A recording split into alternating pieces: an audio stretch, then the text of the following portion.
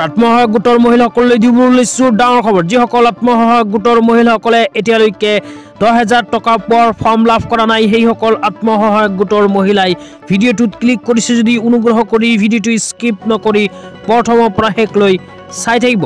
তো যিসকল আত্মসহায়ক গোটৰ মহিলাসকলে এতিয়ালৈকে 10,000 টকা পোৱাৰ ফৰ্ম লাভ কৰা নাই, সেইসকল মানুহে কি কৰিব লাগিব এইটো ভিডিঅ'ৰ মাজত বিস্তাৰিত জনাই দিম।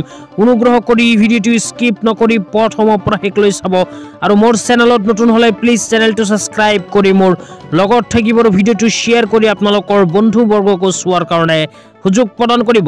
তো অসম চৰকাৰে কিন্তু ইতিমধ্যে আত্মসহায়ক গোটৰ মহিলাসকলক 10,000কৈ টকা প্ৰদানৰ ফৰ্ম ৰিলিজ কৰিছে। আপোনালোকে মোবাইল স্ক্ৰীনত চাব পাৰিছে এনেকুৱা ফৰ্ম কিন্তু ইতিমধ্যে আত্মসহায়ক গোটৰ মহিলাসকলে লাভ কৰিছে। তো যিসকল আত্মসহায়ক গোটৰ মহিলাসকলে এতিয়ালৈকে ফৰ্ম লাভ কৰা নাই, সেইসকল মহিলাই কি কৰিব আপোনালোকক বিস্তাৰিত জনাই দিম। অনুগ্ৰহ কৰি ভিডিঅ'টো স্কিপ নকৰি চাই থাকিব। তো অসম চৰকাৰে আত্মসহায়ক গোটৰ মহিলাসকলক 10,000কৈ টকা প্ৰদান কৰাৰ বাবে মুখ্যমন্ত্ৰী মহিলা উদ্যমিতা অভিযান নামৰ এখন আঁচনি আৰম্ভ কৰিছে। এইখন আঁচনিৰ জৰিয়তে অসমৰ 39 লাখ আত্মসহায়ক গোটৰ মহিলাসকলৰ বেংক একাউণ্টত পোনপটীয়াকৈ প্ৰদান কৰিব 10,000কৈ টকা।